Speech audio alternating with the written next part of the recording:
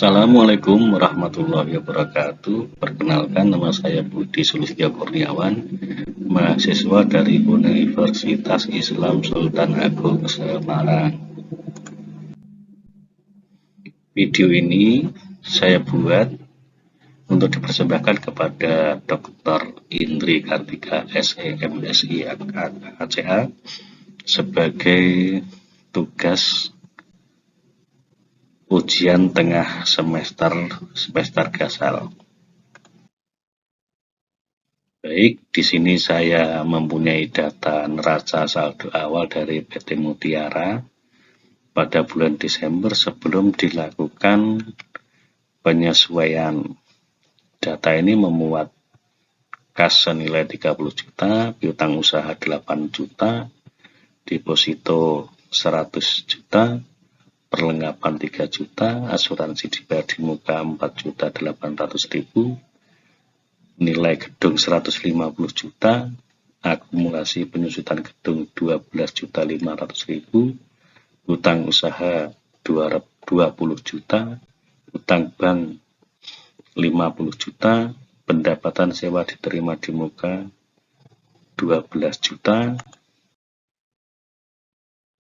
kemudian dividen 5 juta, modal saham 100 juta, laba ditahan 47.450.000, pendapatan usaha 70 juta, pendapatan bunga 3.850.000, dan kemudian biaya gaji 12 juta, biaya bunga 3 juta. Itu adalah kondisi awal sebelum dilakukan penyesuaian. Jumlahnya balance antara debit dan kredit. Selain data awal tadi, ini diketahui data dari PT Mutiara sebagai berikut.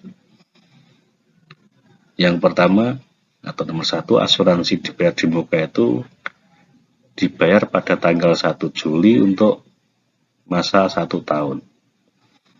Nomor 2, bunga kewajiban bank 8% dibayar setiap 1 April dan 1 Oktober. Nomor 3, pendapatan sewa diterima di muka untuk mencatat penerimaan sewa gedung selama 1 tahun, terhitung mulai 1 Mei. Nomor 4, bunga deposito 4,2% diterima setiap 1 Maret, 1 Juli, dan 1 November. Dicadangkan kerugian piutang sebesar 5% dari saldo piutang usaha. Nomor 6, perlengkapan yang tersisa pada 31 Desember 2022 sebesar 500.000. Kemudian nomor 7, gedung disusut setiap tahun sebesar 3%. Dari data tersebut, diminta untuk membuat yang pertama jurnal penyesuaian, nomor 2 neraca lajur, dan yang ketiga laporan keuangan. Untuk pekerjaan nomor 1 yaitu membuat jurnal penyesuaian.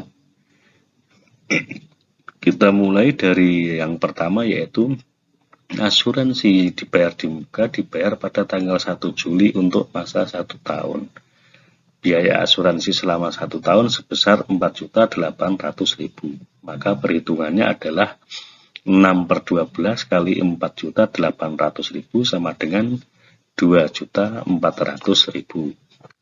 Maka jurnalnya yaitu biaya asuransi masuk debit 2.400.000, lalu asuransi dibayar di muka masuk ke kredit 2.400.000. Kemudian nomor 2, bunga kewajiban bank sebesar 8% dibayar setiap 1 April dan 1 Oktober. Utang bank sebesar 50 juta. Maka perhitungannya adalah 3/12 kali 8% kali 50 juta sama dengan 1 juta.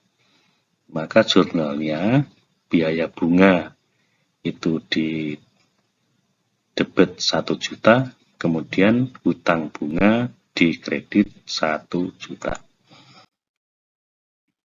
Yang nomor 3, pendapatan sewa diterima di muka untuk mencatat penerimaan sewa gedung selama 1 tahun terhitung mulai 1 Mei. Pendapatan sewa gedung dalam 1 tahun sebesar 12 juta.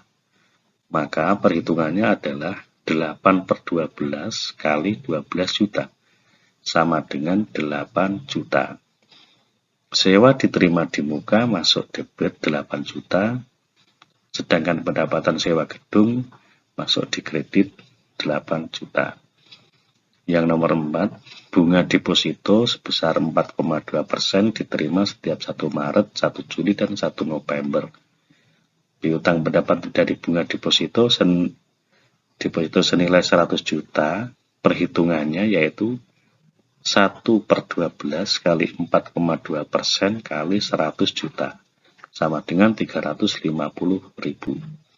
Maka piutang bunga itu berkurang di debit 350.000 dan pendapatan bunga bertambah di kredit 350.000.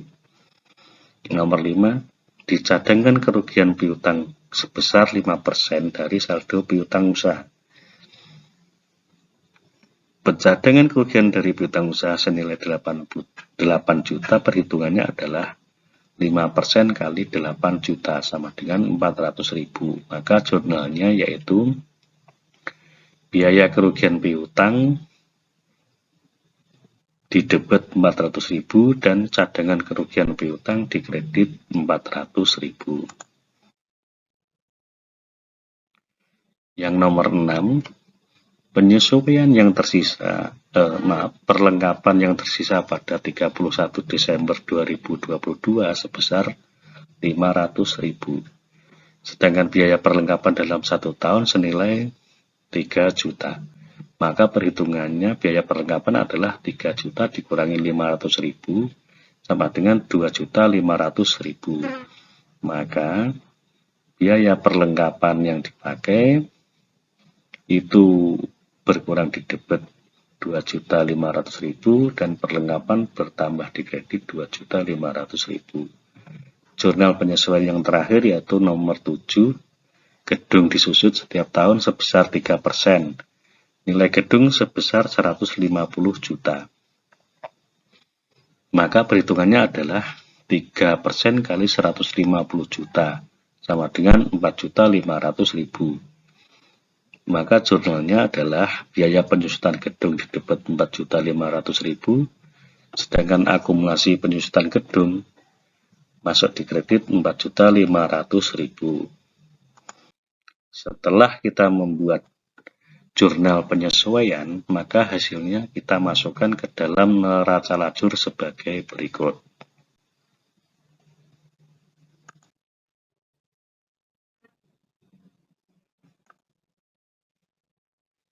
Setelah neraca lajur selesai, maka kita masuk ke pekerjaan nomor 3, yaitu membuat laporan keuangan. Laporan keuangan ini terdiri dari laba rugi, perubahan ekuitas, dan penyusunan neraca. Baik, yang pertama, laporan keuangannya yang dari laba rugi. Dari PT Mutiara, laporan laba rugi pada periode Desember 2022, pendapatan itu berasal dari pendapatan usaha sebesar 70 juta, pendapatan bunga 4.200.000, dan pendapatan sewa 8 juta.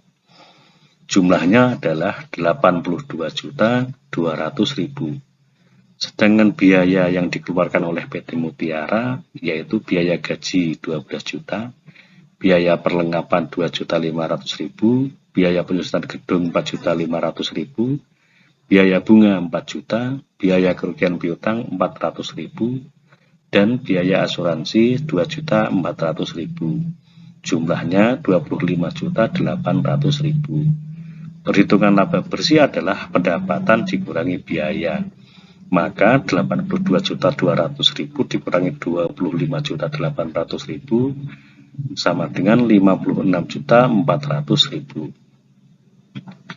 Jadi laba bersihnya adalah 56.400.000. Kemudian perubahan ekuitas atau laporan perubahan laba ditahan pada periode bulan Desember 2022 dari PT Mutiara yaitu laba ditahan awal periode senilai 47.450.000. Laba bersih periode berjalan senilai 56.400.000 sama dengan 103.850.000. Ini dikurangi dengan dividen yang dibayarkan senilai 5 juta.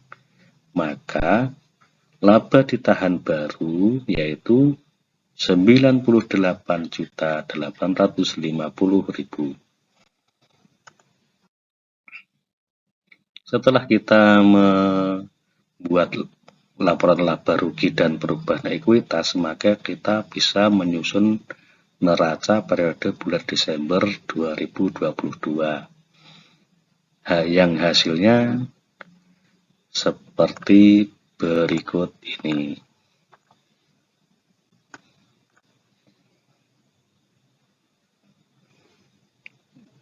Mohon maaf ini untuk total likuiditasnya ketutup video, jadi tidak terlihat, tapi jumlahnya udah balance. Demikian video ini, semoga bermanfaat. Sekian dari saya, banyak salah kata, saya mohon maaf yang sebesar-besarnya. Sekian, terima kasih. Wassalamualaikum warahmatullahi wabarakatuh.